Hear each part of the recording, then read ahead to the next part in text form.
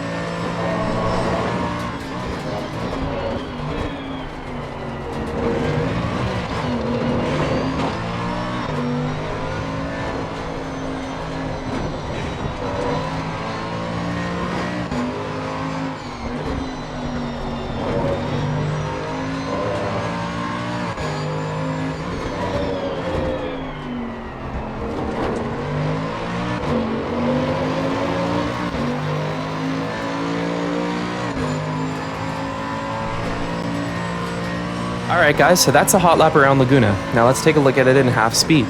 Coming across the line, we apex over the front straightaway hump on the inside of the track, and then let the car wash out to the outside of the track right near those braking markers, braking for the Andretti hairpin just before the horizontal white line.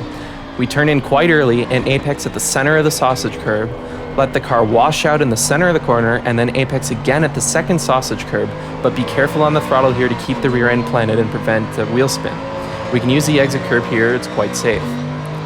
We quickly cut to the outside of the track, braking at the 2 sign just before turning hard into corner 3, apexing once again at the sausage curb, and getting the throttle right at that apex. We use all of the exit curb here, but be careful not to drop a wheel in the sand.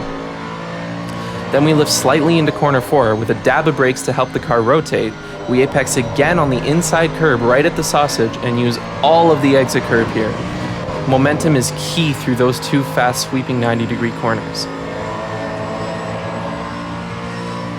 Coming up to corner 5, we brake just before the 2 sign and trail brake all the way to the apex to keep the car rotating and get on throttle as quickly as possible right on that inside curb.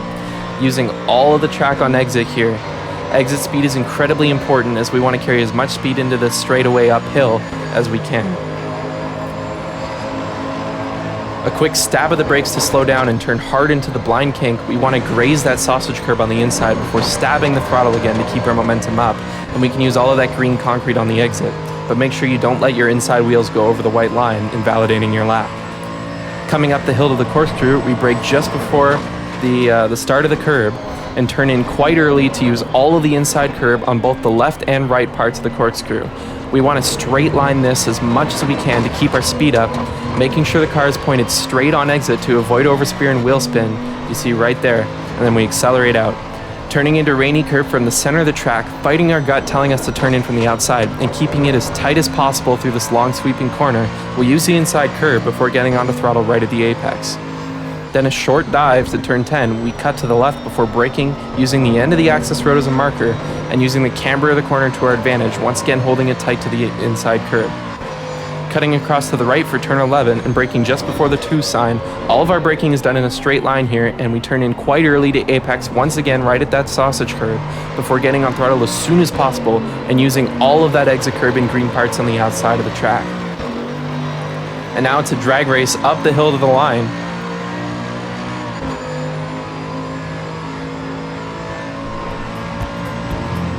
And that is a lap of Laguna Seca.